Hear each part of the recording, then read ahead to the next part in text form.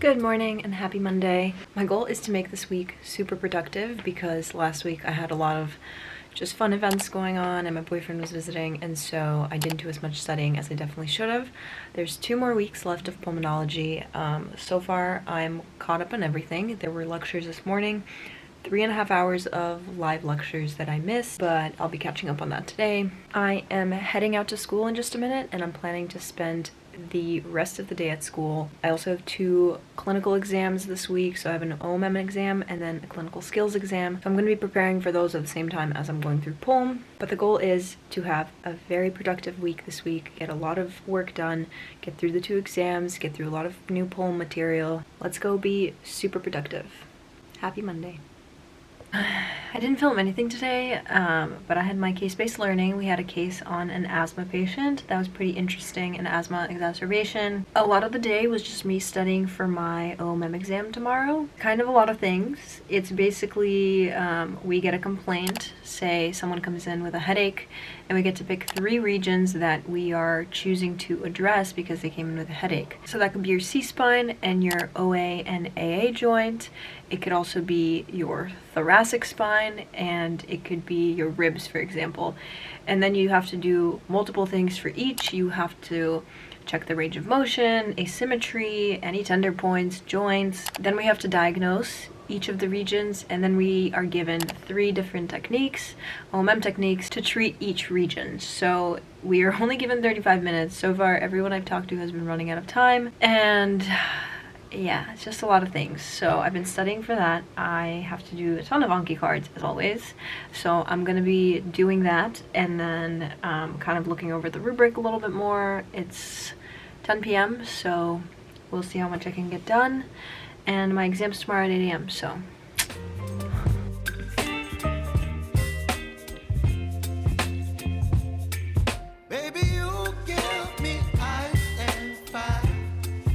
So one of the things that we're learning in OMM this year, which I don't know if I fully believe or follow or like comprehend, it's the idea of SBS, which is spheno-basilar synchondrosis.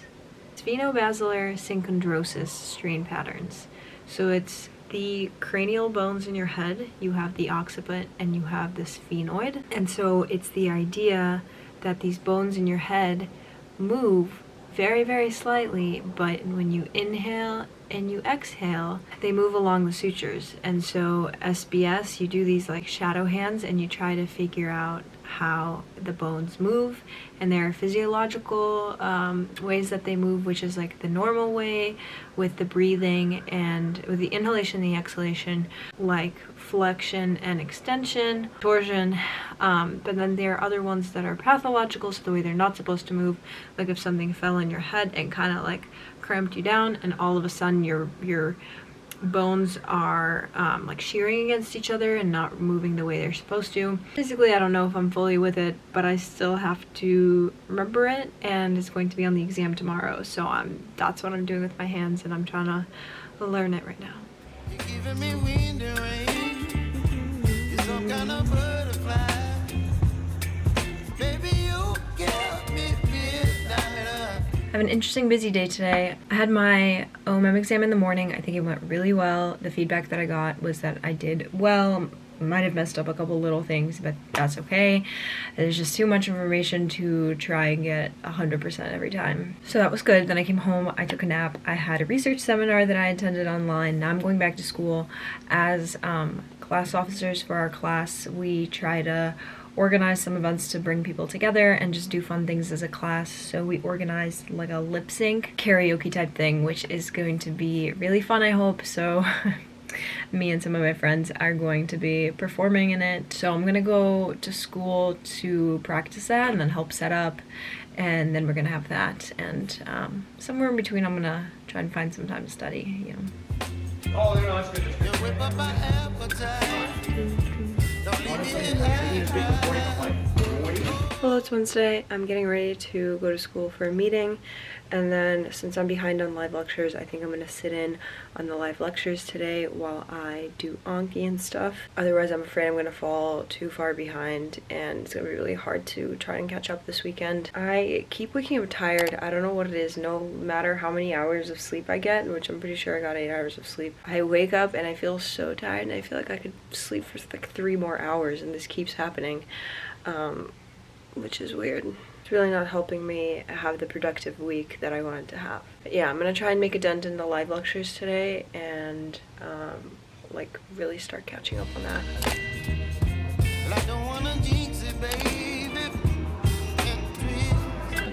Classification young adult humans, and there is a familial form that's related to inactivating mutations of BN.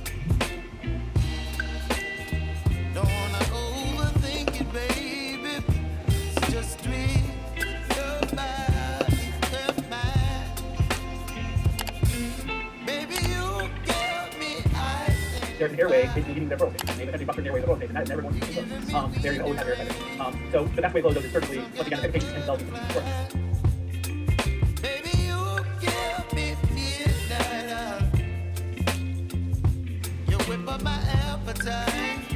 It is cold as heck here.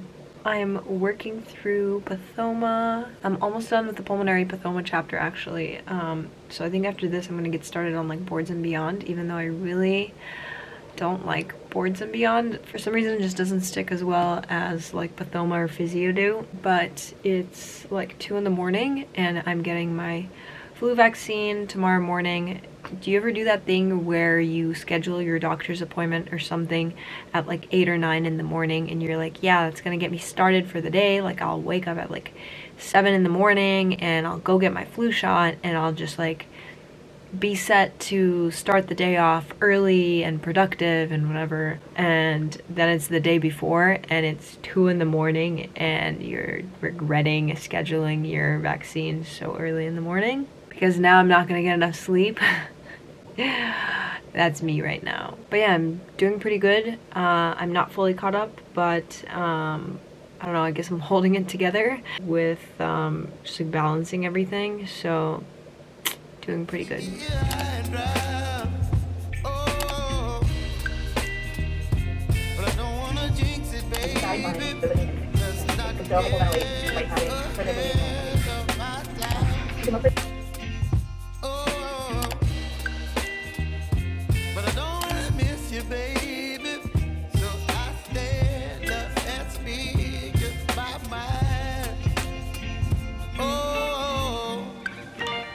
Only 1 hour of live lecturing left for the week. I have my clinical skills exam tomorrow, which is going to consist of a patient encounter where we get the patient's history. We ask questions for 3 pertinent systems. We have to do 3 exams for 3 different regions, and we do 2 special tests, and then in the end we give our differentials, our plan, our follow-up, all this stuff.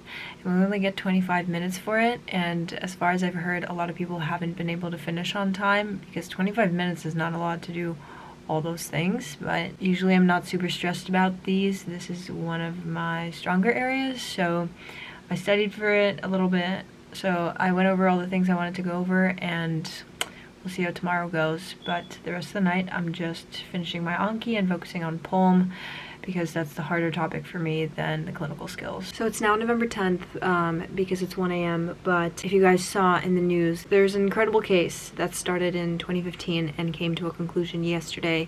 And this is one of those things that's definitely going to set a precedent for the future. And it was the case of Maya Kowalski. Just to give a brief synopsis, so Maya was 10 years old when she developed a condition called CRPS, Complex Regional Pain Syndrome. And it's basically when your body's nervous system is overreacting to all these benevolent stimuli. So even just a breeze of air that feels like nothing to us, to them is extreme pain. And they have all these other symptoms that go along with it. And a lot of times it's like super abnormal. It's hard to explain. It's probably not the first thing that's going to come to people's minds when they see a child with just like all these random pains, and a lot of times it's deemed psychological and all these other things. And anyway, so this is what happened to Maya. She was brought into the doctor. She was treated a certain way that I guess was at the time seen as potential child abuse by the doctors at this hospital, and they accused Maya's mom of Munchausen's by proxy, which is basically when the caretaker of the patient is trying to get attention for themselves, and the patient in this case doesn't have anything, doesn't actually have a medical condition, but because the caretaker wants to have the attention of the doctors and the facilitators, she basically convinces the patient that they have something and gets the attention through the patient getting all the help. So that's Munchausen's by proxy. And so they accused Maya's mom of having this and abusing the little girl. And long story short, this was a whole ordeal. I didn't even know about this until the case was finally resolved yesterday, and Maya and her family won the lawsuit because, sorry, I skipped too far. What happened in the end was that the mom committed suicide because of the allegations that everyone threw at her about abusing her child. There's a Netflix documentary that came out this year that I actually am watching right now. It's called Take Care of Maya, and I'm only about 20 minutes in, and it's really, really good.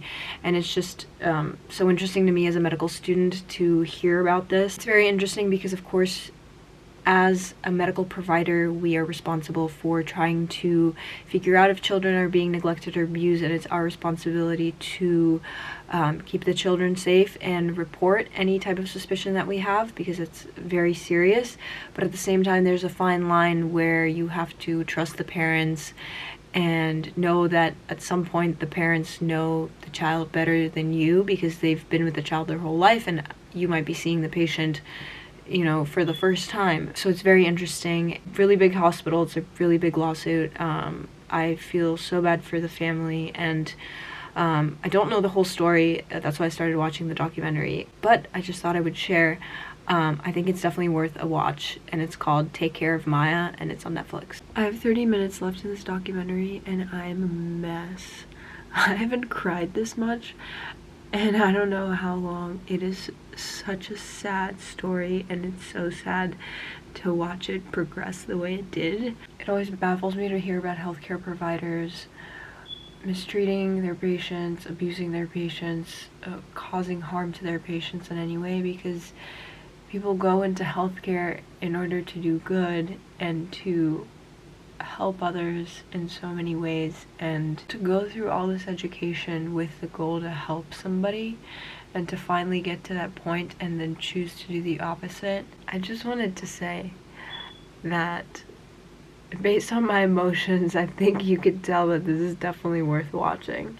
I still have 30 minutes left. It's 2 in the morning. My exam's at 9 a.m. tomorrow, and all I want to do is keep watching. So I just finished the documentary, and I'm gonna get ready for bed because it's 3 in the morning, but I'm also gonna read about the case just in general online apart from the documentary, because I don't think I'm gonna be able to sleep without like learning more information about all this.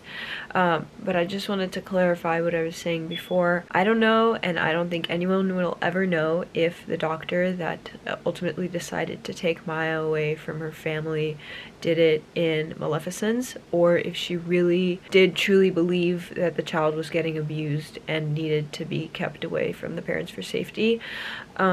So I don't want to say that she is like evil for sure. Being a doctor is just, I don't know why this is making me emotional. Being a doctor is such a privilege. Wow, I really didn't think this part is gonna get me emotional. Just talking about what being a doctor is like. Okay. Getting to this point, going through all this education and this hard work to become someone who could be a beacon of like hope and knowledge to somebody else, and to be able to be that person that someone at some point. Alright, I'm gonna try to get through the sentence without crying. It's just all the hard work that it takes to get here, and to be able to be a person that someone could 100% rely on with something as precious as their health and their life and their well-being. It's just such a huge privilege to be able to say that I will be able to do that in 2 years, or 2 years plus, or whatever. and it's just such a delicate fine line between wanting what's best for a person and like hurting them in a way. And I'm saying this once again because hoping and assuming that this doctor was not evil and was doing what she thought best ended up being the worst possible thing for this family. And it's just scary to think that at some point I will be out in the world and that I will have this privilege and this responsibility, and I don't want to make the same mistakes that these people made and affect someone's life so negatively. Like, sometimes I think about it and it scares me to think how much responsibility I'm going to have over people's lives, and I really want to. And I know that it's a huge privilege, and I am looking forward to being that person for somebody. I just really hope that I don't fuck it up, you know, as to put it blatantly. Gosh, this documentary really just pulled all the emotions out of me. This is really not something to watch before your exam the next morning. Anyway, okay, good night. Please watch the documentary. I just failed the shit out of that CSA. I don't think I've ever failed a clinical skills assessment as bad as this, and I'm usually very confident with these things. I worked in the emergency room for 3 years. I'm used to walking into patients' rooms, talking to patients, asking them questions, you know, multitasking, talking to them, doing things at the same time. I've always done really well with these things. The problem was we only had 25 minutes to get through absolutely everything, and I got through all my questions. I got through 2 exams. I couldn't get to a third. I did my 2 special tests. I couldn't get through educating my patient or getting through the differentials or the plan. I ran out of time giving my oral presentation to the attending. It wasn't great. I also am just generally not happy with how the encounter went, because I feel like I wasn't able to figure out what the problem was in the room because I was so flustered by the time constraint. And only when I got to sit down for my soap note and think about it was I like, okay, it was obviously this, and now I can form my differential, form my plan, and like work my way through the case, but I for some reason couldn't do it in the room. Anyway, this is not a big deal. I just get to come back and redo it, and it's good practice, and I like that we have a time constraint because this is how it's going to be in the real life, and it's going to make us better doctors in the end. So did my best, and I redo it. You know, you can't ace everything.